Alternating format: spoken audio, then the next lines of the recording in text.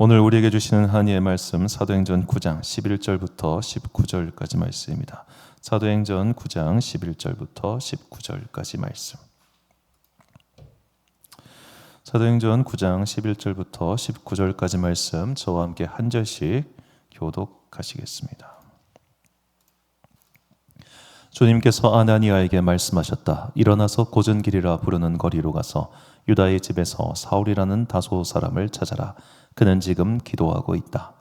그는 환상 속에 아나니아라는 사람이 들어와서 자기에게 손을 얹어 시력을 회복시켜 주는 것을 보았다. 아나니아가 대답하였다. 주님, 그가 예루살렘에서 주님의 성도들에게 얼마나 해를 끼쳤는지를 나는 많은 사람들에게서 들었습니다. 그리고 그는 주님의 이름을 부르는 사람들을 잡아갈 고난을 대제사장들에게서 받아가지고 여기에 와 있습니다.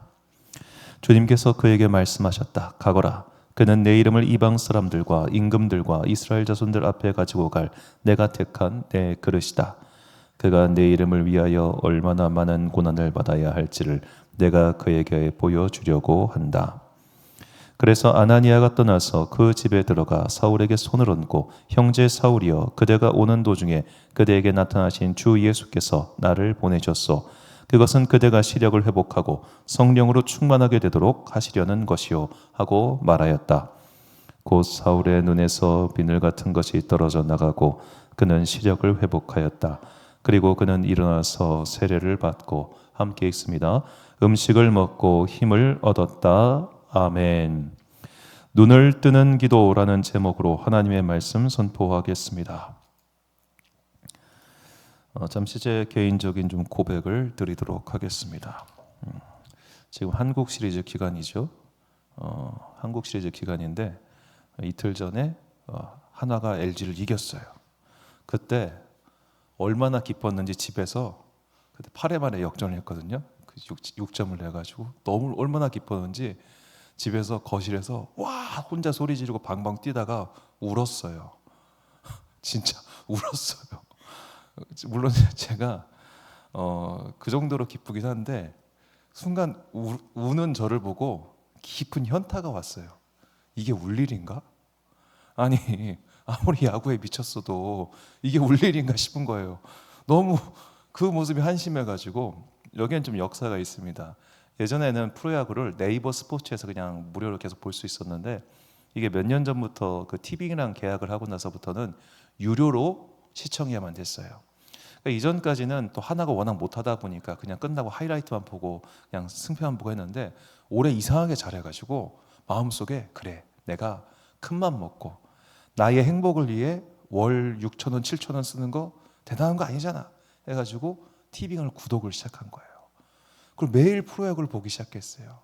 그거 보려고 일찍 일 마치고 집에 가서 거실에서 그거 틀어놓고 막 야구 보고 있고. 자, 그렇게 매일매일 월요일 빼고 야구를 보니까 어떤 일이 벌어지냐? 제 머릿속에 야구 생각만 있는 거예요. 물론 전반기는 안 봤습니다. 후반기부터만 봤는데, 자, 그 모습이 이제 한국 시리즈 와가지고 막 이 간절함이 너무 크니까 실제로 그 게임 지고 나면 그 다음날 새벽부터 우울해요. 기도할 때 주여 하고 기도하게 되고, 자, 그런 우울한 마음으로 교회를 오고 그런 우울한 마음으로 하루를 시작하는 게 너무 웃긴 거예요. 야구가 뭐라고 이렇게까지 내 하루를 지배해야 되냐. 그래서 오늘 아침에 TV를 끊었어요. 딱 끊고 안 봐야지, 안 봐야겠다. 이대로는 이건 아닌 것 같다. 너무 여기에 막 일희일비하는 제 자신의 모습이 영적으로 좀 건강하지 않다는 생각이 들었어요. 과해. 그래서 그냥 끊어버렸습니다. 자, 우리가 어떤 데 마음이 쏠리면 그것만 보이기 시작합니다. 물론 어떤 개인적인 취미생활 뭐 그건 이해할 수 있어요. 그런데 그게 과하면 거기에 온통 마음이 빼앗기고 거기에 온통 신경이 가가지고 그 다음부터는 온 세계가 거기로 가득 찹니다. 제가 예전에 한창 이제 손목시계 관심 가졌을 때 오토매틱 시계라고 해가지고 한 100만 원 이상 되는 고가 시계들 있지 않습니까? 자, 그런 시계에 되게 관심이 갈 때가 있었어요. 사본 적은 없어요. 그냥 그때 제 친구가 그걸 사가지고 되게 멋있어 보이는 거예요. 막 무게감이 상당하거든요. 그래서 야, 멋있다 하고 보고 있었는데 딱 제가 그때 제 수준에 살 수 있는 한 무리하면 살 수 있는 시계가 있었어요. 보니까 그냥 아무 생각 없었는데 저랑 같은 교회에 있는 전도사님이 그걸 차고 있는 거예요. 딱 보자마자 전도사님 그 시계는 뭐뭐뭐 가격은 얼마잖아요 하고 얘기를 해버린 거예요. 그분이 너무 당황스러워가지고 네네네 하고 쓱 이제 그분은 이제 좀 돈이 있으신 분이라서 빠졌는데 전 되게 굉장히 제 드림 시계였거든요. 근데 차고 있으니까 막 흥분한 거예요 제가. 자, 그때 온통 시계에 빠져 있으니까 시계만 보이고 메이커만 보이고 모델만 보이고 그러더라고요. 자, 우리가 뭐 남자와 여자가 각각 빠지는 분야가 좀 다른 것 같긴 해요. 어떤 분들은 이렇게 핸드백에 빠지는 분들 계시고 뭐 그런 거 좋은데 전 솔직히 아무것도 몰라요. 진짜 봐도 솔직히 뭔가 뭔지 모르겠어요. 얼마 전에 그 쇼츠 보니까 그 명품 가방을 갖다가 명품 가방 그거 종이백 있잖아요. 종이백을 비닐로 리폼해가지고 들고 다니는 그게 있더라고요. 저는 그런 것도 예쁜 것 같아요. 하여튼 간에 각자 사람마다 마음에 쓰는 분야가 있고 관심이 가는 분야가 있잖아요. 그러면 남들은 몰라도 나는 그걸 기가 막히게 안단 말이에요. 자, 그게 어느 정도 과해지면 그 다음부터는 그것만 내 마음에 가득하고 나머지 것들은 안 들어오게 됩니다. 자, 믿음 생활도 똑같습니다. 우리의 마음이라고 하는 게요, 믿음의 분량이 따로 있고 세상의 분량이 따로 있는 게 아니더라고요. 그게 각각 다른 마음의 주머니가 있어가지고 이쪽은 꽉 차도 이쪽은 비어있고 그러면 상관없겠는데 한 마음의 주머니만 있기 때문에 세상의 관심이 커지면 커질수록 믿음의 분야도 줄어들어요. 그래서 어쩔 수 없어요. 양자 간의 태기를 해야 돼요. 이 양자 간의 태기를 해서 균형을 잘 잡아야 건강한 그리스도인이 되는 겁니다. 우리가 너무 그렇다고 해서 막 예수, 교회 이것만 있으면 그것도 문제예요. 왜냐? 우리는 세상에서 자기 일을 해야 되는 사람이기 때문입니다. 세상에서 자기 일을 하면서도 동시에 그 일을 하면서 일 가운데 생기는 모든 일들에 대해서 하나님께 기도하는 사람, 그게 건강한 그리스도인이고 사도 바울은 우리에게 그런 삶을 살라고 권면을 하고 있는 겁니다. 왜냐? 사도 바울 본인이 그런 치우친 삶을 살았기 때문입니다. 빌립보서 3장 4절부터 6절까지 말씀 보니까요. 그러나 나도 육체를 신뢰할 만하며 만일 누구든지 다른 이가 육체를 신뢰할 것이 있는 줄로 생각하면 나는 더욱 그러하니라. 나는 8일 만에 할례를 받고 이스라엘 족속이요 베냐민 지파요 히브리인 중에 히브리인이요 율법으로는 바리새인이요 열심으로는 교회를 박해하고 율법의 의로는 흠이 없는 자라. 히브리인 중에 히브리인이고 율법의 의로는 흠이 없다 라고 말할 정도면 이 자부심이 얼마나 뿜뿜하겠습니까? 자, 바울이 이런 뿜뿜을 하는 것은 나름 인정해 줄만 합니다. 왜냐하면 그가 태어나고 자란 곳은 길리기아 지방의 다소라고 하는 동네이기 때문입니다. 자, 다소. 오늘날 이제 튀르키예 지역의 타르수스라고 하는 지역인데, 자, 이 지역은 예루살렘에서 도보거리로 840km가 떨어져 있습니다. 서울에서 오사카 거리입니다. 외국이죠, 외국. 자, 외국인데 저 타르수스라고 하는 도시는 그 예루살렘보다 더 오래된 고대 도시예요. 그리고 예루살렘은 그 시대 로마 제국 지중해 마을 중에서는 시골에 속합니다. 자, 바울은 도시 출신입니다. 예루살렘보다 더 발전된 도시 출신입니다. 이게 굉장히 중요합니다. 자, 우리가 해외 이민자들 생각하면 되겠습니다. 해외 이민자들이 우리나라보다 좋은 데를 갑니까? 안 좋은 데를 갑니까? 대부분 다 좋은 데 가서 살잖아요. 디아스포라 유대인들도 마찬가지였습니다. 고향 땅 돌아가 봤자 소망이 없으니까 고향 땅 말고 기회의 땅을 찾아가서 여기저기 헬라 그 문명권에 흩어져 살았던 거예요. 그냥 한마디로 예루살렘보다 이스라엘보다 더 잘 사는 곳을 갔어요. 그렇게 잘 사는 곳에서 누대에 걸쳐 뿌리를 내려서 살았습니다. 그러면 그들의 사고가 어떻게 되겠어요? 이스라엘적인 사고를 하겠습니까? 아니면은 그쪽 동네적인 사고를 하겠습니까? 그쪽 동네적인 사고를 하죠. 우리가 예를 들어 이제 미국에 오래 뿌리 내린 한인 3세나 4세, 한국인 3세나 4세, 이제 그쪽 한인교회 목회를 나갔던 분들 얘기를 들어보니까 한인 3세 정도 되면은 그냥 미국 사람이래요. 전혀 한국말도 할 줄 모르고 사고 구조 자체가 그냥 미국 사람이라고 그렇게 생각해야 된다고. 자, 우리나라 오늘이 아시는 분들 아시겠지만 할로윈 데이입니다.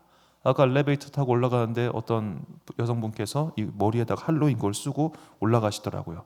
아마 애들이랑 같이 이렇게 할로윈 놀이를 해주다 보니까 뭐 그런 걸 하시는 것 같은데, 자, 뭐 이 시간 뭐 할로윈 기원을 얘기하면 너무 오래 시간이 걸릴 것 같으니까 간단히 말하면은 이 할로윈 데이 문화는 미국의 무속문화다 그렇게 생각하시면 되겠습니다. 미국의 무속문화. 이게 기원이 어찌 되었든 간에 그냥 미국에서 그냥 마귀 분장하고 트리거와 트리트 해가지고 이제 그렇게 하는 장난질이 우리나라까지 전염된 거죠. 왜 전염됐냐면 이게 미국으로 유학 갔다가 돌아온 사람들이 영어 유치원 차린 사람들이 많아요. 서울의 영어 유치원을 중심으로 해서 이게 전국적으로 퍼져나가지고 이제는 그때 영어 유치원 다니던 애들이 20대가 된 거예요. 그러니까 그냥 할로윈 데이 하면 그냥 마치 그냥 이런 날 하면서 즐기기 시작한 게 지금 이렇게 몇 년 된 거죠. 자, 나쁜 건 이렇게 따라가요. 그렇죠?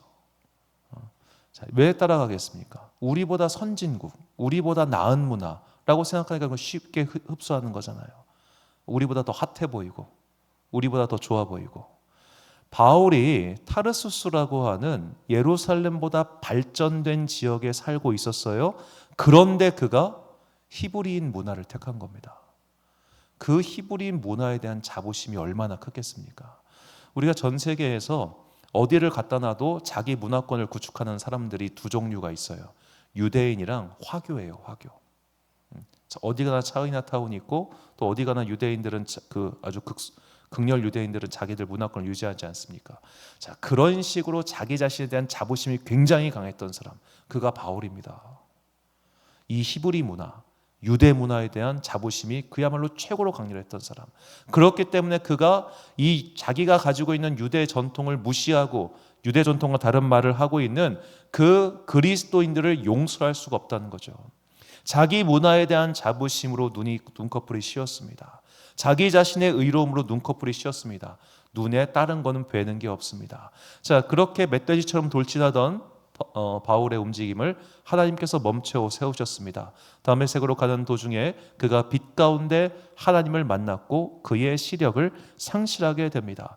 그리고 하나님께서는 그 다메섹에 살고 있었던 아나니아라고 하는 주님의 제자를 부르셔다가 바울의 눈을 뜨게 해주셨습니다. 그게 오늘 본문의 이야기인데 본문 16절과 18절 말씀을 유심히 보겠습니다. 그가 내 이름을 위하여 얼마나 고난을 받아야 할 것을 내가 그에게 보이리라. 즉시 사울의 눈에서 비늘 같은 것이 벗어져 다시 보게 된지라. 일어나 세례를 받고. 자, 사울의 눈에서 비닐이 벗겨져서 그의 시력이 회복됩니다. 이제 그가 보게 되었습니다. 그런데 하나님께서 그에게 무엇을 보여주시고 싶으셨나? 네가 내 이름을 위하여 얼마나 고난을 받아야 되는지. 자, 그 이전까지 바울이 봤던 것, 정확히 사울이 봤던 것은 히브리 문화 최고, 그리고 이 최고의 문화 속에서 나는 성공할 거야였어요. 나는 성공할 거야. 그 성공의 의지가 얼마나 강했겠어요. 이건 비유하면은 예를 들어 미국에서 태어난 한인 3세가 한국말 열심히 배워가지고 고등학교 때 한국으로 대학 와가지고 나 한국에서 성공할 거야 해가지고 여기서 그냥 막 사는 거예요. 그런 사람들이면 성공에 대한 욕망이 얼마나 크겠습니까? 자, 그랬던 그가 이제 비닐이 벗겨졌어요. 다른 것을 보여주시는 겁니다. 그런데 그 다른 것은 세상이 볼 때는 참 웃기는 가치였어요. 고난이라고 하는 가치였다는 겁니다. 자, 이것을 보여주신 겁니다. 자, 이 사건은 사도행전 9장에만 나오는 게 아니에요. 사도 바울의 소명 사건은 2번 더 나옵니다. 사도 바울이 법정에서 자기를 변호할 때 2번 나오는데 이 2번에 나올 때 굉장히 재미있는 게 있어요. 바울이 혼자서 그리스도인 잡으러 간 게 아닙니다. 함께 무리를 이끌고 갔을 거 아니에요? 그러면 바울에게 쏟아진 그 빛을 바울 혼자 봤을까요? 함께 있는 사람들도 봤을까요?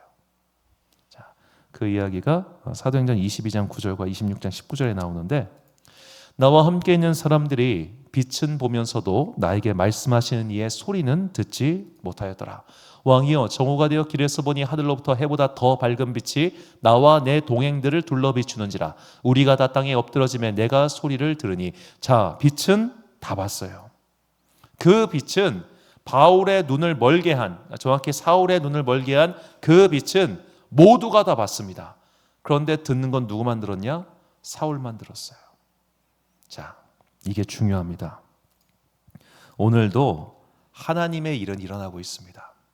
하나님의 보호하심은 일어나고 있습니다. 그런데 못 봐요. 못 봐요. 못 봐요. 믿음이 없는 사람은 못 봐요. 그 일이 일어나고 있는데 그 사건이 나에게 의미 있는 사건, 깨달음의 사건으로 오기 위해서는 믿음이 필요한 겁니다. 우리는 기도합니다. 하나님 일해 주세요. 하나님 섭리해 주세요. 하나님 지금 이 문제를 해결해 주세요. 그런데 하나님은 사실 해결해 주고 계세요. 내 눈엔 보이지 않는 거예요. 그러면 어떻게 기도해야겠습니까? 하나님 내 눈을 열어주옵소서 라고 기도해야죠. 지금 내 눈을 가리고 있는 것들을 치워주시고 내 눈을 열어주옵소서 라고 말입니다. 자, 하나님께서는 신명기에서 이렇게 말씀하셨습니다. 신명기 16장 19절 말씀 보니까 너는 재판을 굽게 하지 말며 사람을 외모로 보지 말며 또 뇌물을 받지 말라. 뇌물은 지혜자의 눈을 어둡게 하고 의인의 말을 굽게 하느니라. 자, 뇌물이 지혜자를 어리석게 한다. 혹은 뇌물이 지혜자가 지혜롭지 못하게 한다. 그 말이 아니죠. 지혜자는 원래 지혜로워요. 의인은 여전히 의인이에요. 그런데 돈이라고 하는 강력한 힘은 그들조차도 어둡게 만든다는 겁니다. 자, 우리의 눈이 아까 말한 대로 제가 한국 시리즈 비유를 들었지만 어떤 특정한 거에 너무 꽂혀 있잖아요. 그것만 보이는 거예요. 그것만 보여. 그럼 그 다음부터는 다른 건 안 보여요. 가끔씩 이제 특히 제가 그 마음은 정말 100분까지는 아니더라도 참 조심스럽고 이해해야 되는 부분이지만 이제 예전에 이제 전도사 시절에 교회에 이제 사랑부가 좀 몸과 마음이 어려운 친구들의 부서가 있었어요. 자, 그럼 그 부서 친구들이 한 달에 한 번 같이 예배를 드립니다. 아주 긴장된 날입니다. 그러면 이제 그 친구들은 특수학급, 학교의 특수학급에 다니는 애들이에요. 그러면 요새는 그래도 그런 걸 학교에서도 그렇고 다 좀 서로 교육을 해가지고 애들이 오늘은 조금 그런 애들이 오는 날 정도로 인지를 하고 함부로 하지 않아요. 그런데도 얘들이 가끔씩 흥분하거나 막 그러면은 그럼 그날 되게 힘들어요. 막 실제로 저 6학년 애들 같으면 이제 등치도 커요. 남자애들은 막 침도 뱉고 막 밀기도 하고 막 어렵단 말이에요. 자, 그러면 그런 일이 있으면 이제 현장에서 어쩔 수 없이 걔를 데리고 밖으로 나간단 말이에요. 예전에 딱 그 사건이 일어났을 때 걔네 엄마가 그걸 본 거예요. 그 엄마가 교회를 떠났어요. 내 새끼를 예배 시간에 밖으로 내보냈다고. 예민한 거예요. 민감한 거예요. 그 순간 그것만 보이는 거예요. 당신 자녀를 그동안 참아주고 인내한 교사나 다른 친구들은 보이지 않아요. 그때 그 순간 내 자식이 밖에 나온 것만 보여. 그 수치심, 그 막 모멸감 되게 느끼시고, 설득이 안 되더라고, 설득이. 아무리 말씀을 드려도. 자, 왜 그것만 보이니까? 우리가 거기에만 딱 꽂혀 있으면은 다른 게 아무것도 안 들어와요. 그게 자녀의 문제든 돈의 문제든 관계의 문제든 간에 그렇습니다. 그래서 우리가 지금 내 눈을 흐리게 만드는 것은 무엇인가? 내 눈을 가리는 것은 무엇인가? 이걸 항상 우리가 염려하고 거기서 벗어날 수 있도록 노력해야 됩니다. 자, 하나님의 말씀을 들은 사람이었습니다. 하나님의 체험이 있는 사람이었습니다. 그러나 재물 때문에, 돈 때문에 눈이 가려진 사람이 있습니다. 예언자 발람의 이야기입니다. 자, 이스라엘 민족이 이제 미디안 백성들의 땅을 통과해야 될 일이 생겼습니다.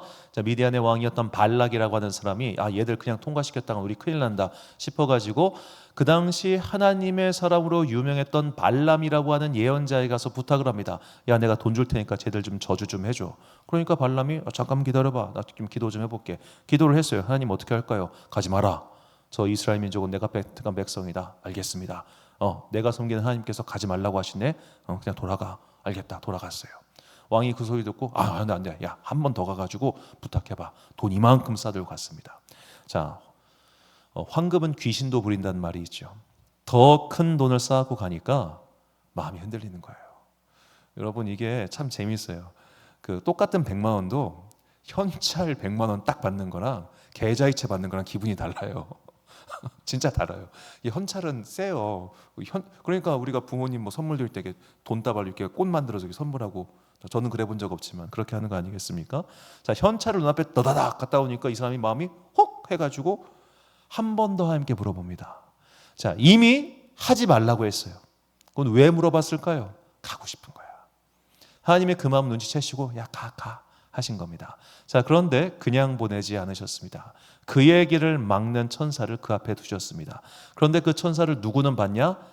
그가 타고 있던 나귀, 당나귀는 봤습니다. 자, 당나귀에게 어떤 특별한 능력이 있겠어 그게 보였겠습니까? 짐승이 뭐 귀신을 본다는 그런 게 있어가지고 짐승에게 보였던 걸까요? 아니에요. 돈 욕심에 지금 발람의 눈이 딱 가려져 있다는 것을 성경이 말하고 있는 겁니다. 민수기 22장 27절과 31절 말씀 보니까요, 나귀가 여호와의 사자를 보고 발람 밑에 엎드리니 발람이 노하여 자기 지팡이로 나귀를 때리는지라. 그때 여호와께서 발람의 눈을 밝히심에 여호와의 사자가 손에 칼을 빼들고 길에 선 것을 그가 보고 머리를 숙이고 엎드니. 자, 밝혔다는 말은 어두웠다는 뜻이죠. 그 전에 나귀의 눈을 밝히셨단 말이 없어요. 나귀의 입을 여셨다고만 나오지. 나귀에겐 보이던 것이 발람에게 안 보였다는 것은 그가 그 머릿속에 지금 온통 뭐밖에 없었다? 돈밖에 없었던 거예요. 그러니까 안 보여요. 교만한 자에겐 보이지 않아요. 혹은 내 삶의 특정 문제에 갈급한 자에게도 보이지 않는 겁니다. 자, 이런 특정한 문제에 갈급해가지고 너무너무 속이 급해서 하나님의 일을 못 보는 케이스도 있습니다. 아브라함의 둘째 부인인 하갈의 이야기입니다. 자, 하갈이 집에서 쫓겨납니다. 불쌍해. 그러니까 이 아브라함의 아내 사라가 보통 여자가 아닌 거예요. 그냥 일단 쫓아내버렸어요. 그런데 쫓아낼 때 어떻게 쫓아내냐? 떡 한 덩이, 물 한 바가지 가다 죽으란 얘기입니다. 가다 죽어라. 자, 그 정도로 냉정하게 쫓아냈습니다. 물을 다 먹었습니다. 애가 말라 죽어갑니다. 그러니까 이 엄마가 내 자식 죽는 꼴을 못 보겠으니까 이만큼 떨어져가지고 울면서 나도 이제 죽어야겠구나, 이제 그 마음 하고 있을 때예요. 자, 그때 하나님의 천사가 나타나서 하갈아 왜 그러냐, 울지 마라 하고 그의 눈을 밝히시니 뭐가 보이냐? 샘이 보였어요. 창세기 21장 19절 말씀. 하나님이 하갈의 눈을 밝히셨으므로 샘물을 보고 가서 가죽 부대에 물을 채워다가 그 아이에게 마시게 하였더라. 자, 샘물은 원래부터 있었던 거예요. 그런데 하갈이 자기 자식이 죽어가니까 거기에만 눈이 가고 이 상황에 대한 원망만 생기니까 눈이 안 보였던 거예요. 문제의 해결책이 바로 앞에 있는데도 그 해결책이 보이지 않아요. 이게 어디에 쏠려 있으면 안 보이는 겁니다. 우리가 일상에서 그런 거 너무 많이 경험하지 않나요? 막 요것만 이렇게 깔짝하면 되는데 이거 왜 안 되는 거야 이거 진짜 막 이러면서 그냥 그렇게 막 짜증나고 신경질나고 요것만 이렇게 딱 돌리면 되는데 안 보이는 거예요. 신경질하니까 안 보이는 거예요. 짜증나니까 안 보이는 거예요. 답답하니까. 그래서 우리가 삶의 작은 문제든 큰 문제든 그 문제가 왔을 때 그 문제만 쳐다보면 답이 없어요. 하나님을 봐야 됩니다. 잠시 멈춰서 기도하십시오. 잠시 멈춰서 생각하십시오. 그리고 하나님을 바라보면 이미 있는 샘물이 보여요. 이미 있는 해결책이 보여요. 내가 어떻게 하는지를 알아요. 그러면 침착하게 그것을 하나하나 해결할 수 있는 겁니다. 자, 오늘 내 마음을 어지럽히는 것은 무엇인가? 오늘 내 마음을 자꾸만 거기에 쏠리게 만드는 그 문제는 무엇인가? 그렇게 문제만 바라보다가 문제 속에 함몰되는 것이 아니라 이 문제의 너머에 계신 하나님을 볼 수 있는 그 믿음의 눈을 달라는 기도를 우리는 항상 해야 되는 겁니다. 그래서 시편 기자가 이렇게 기도합니다. 시편 119편 18절과 37절 말씀 보니까 내 눈을 열어서 주의 율법에서 놀라운 것을 보게 하소서. 그리고 37절 내 눈을 돌이켜 허탄한 것을 보지 말게 하시고 주의 길에서 나를 살아나게 하소서. 아멘. 봐야 될 것 보고 보지 말아야 할 것 보지 않는 것. 이게 믿음으로 사는 가장 간단한 방법입니다. 오늘 나는 뭘 보고 있습니까? 맨날 내가 보는 건 뭐예요? 물론 우리가 그걸 보여주는 게 사실 내 알고리즘이에요. 내 유튜브 첫 화면이 내가 평소에 뭘 보고 있는지를 다 알려줄 겁니다. 속일 수 없는 세상이죠. 그래서 요새 뭐였더라? 소개팅할 때 유튜브 첫 화면 뭐냐 보여주는 그런 것도 한다고 하던데, 자, 오늘 내가 무엇을 보고 있느냐? 물론 어떤 안목을 기르기 위해서 우리가 훈련 속에서 그런 거 해야죠. 그런 거 당연히 해야 되는 거고, 그런 거 말고 자꾸만 내 마음을 신경 쓰이게 하고 내 마음을 가게 만드는 그 문제는 무엇인가? 그것이 때로는 내 삶의 발목을 붙잡고 내 삶의 성장을 방해하기도 합니다. 그래서 우리가 그 너머에 계신 하나님의 일을 보기 위해서는 하나님을 향해서 항상 기도하면서 주님 내가 믿음의 눈이 떠지게 해주소서 이렇게 기도해야 되는 것이죠. 자, 엘리야의 이야기입니다. 자, 군대가 쳐들어왔습니다. 그의 사환이 우리 다 죽게 됐어요. 어떻게 해요? 하니까 기도하죠. 하나님 저희 눈을 뜨게 해주세요.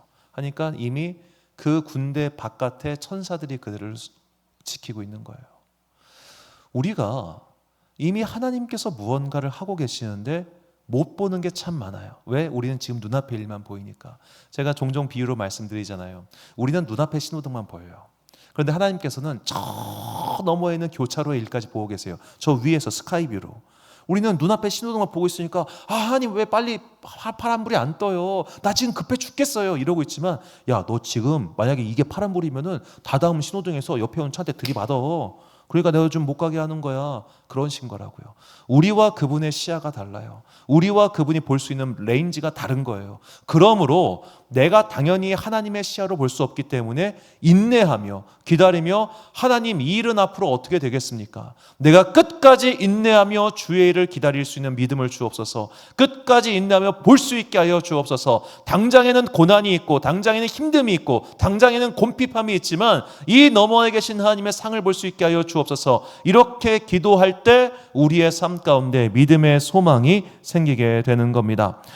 사도 바울은 자신의 소명에 대해서 이렇게 이야기합니다. 사도행전 26장 17절과 18절 말씀 보니까 이스라엘과 이방인들에게서 내가 너를 구원하여 그들에게 보내어 그 눈을 뜨게 하여 어둠에서 빛으로 사탄의 권세에서 하나님께로 돌아오게 하고 죄사함과 나를 믿어 거룩하게 된 무리 가운데서 기업을 얻게 하리라 하였더라. 자, 하나님께서 사도 바울에게 주신 사명의 내용입니다.